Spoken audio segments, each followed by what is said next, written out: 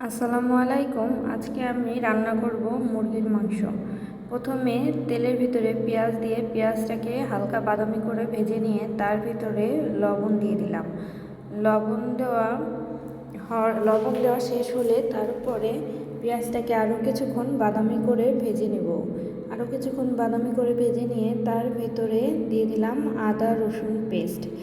আদা রসুন পেস্টের কাঁচা গন্ধ না যাওয়া পর্যন্ত আদা রসুন পেস্টটাকে ভালোভাবে ভেজে নিলাম।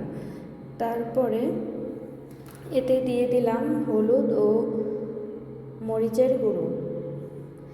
আমি জানি না তোমরা কে কীভাবে ব্লগে ভয়েস দাও, কিন্তু আমি একদমই নতুন, তাই আমি কিছুই পারছি না। তোমরা প্লিজ আমাকে ক্ষমা করে দিও এবং আমাকে শিখিয়ে দিও।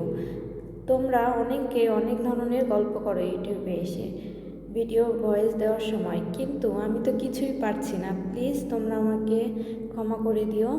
তারপরে মশলাটাকে ভালোভাবে কষিয়ে নিয়ে তার ভিতরে দিয়ে দিলাম আগের থেকে কেটে ও ধুয়ে রাখা মুরগির মাংস এবং আলু। মুরগির মাংস ও আলু দিয়ে কিছুক্ষণ কষিয়ে নিতে হবে।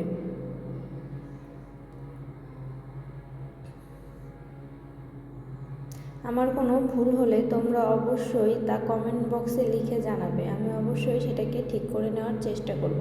মুরগির মাংসটা ভালোভাবে কষিয়ে তার ভিতরে পানি দিয়ে দিলাম, ঝোলের পানি। এখন প্রায় হয়ে এসেছে, ভাজা জিরা গুঁড়া দিয়ে দিব। তারপর আমার বাচ্চার জন্য আমি একটু সুজি রান্না করে নিলাম।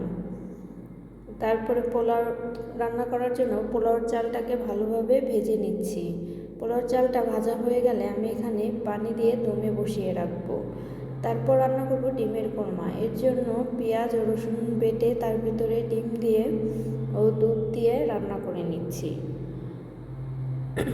এর মধ্যে আমার পোলাওটা হয়ে গেছে, দেখো কেমন সাদা ধবধবে হয়েছে। ও আমি কিন্তু উপর দিয়ে একটু বেরেস্তা দিয়ে দিয়েছিলাম এবং ঝরঝরেও হয়েছে আমার পোলাওটা।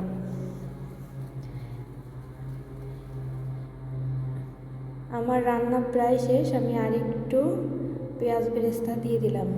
আর এটা হচ্ছে আমার মুরগির মাংস রান্নার ফাইনাল লুক।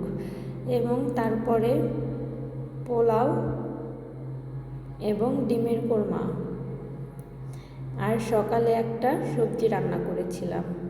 এটাই আজকে আমাদের দুপুরের সিম্পল খাবার দাবার।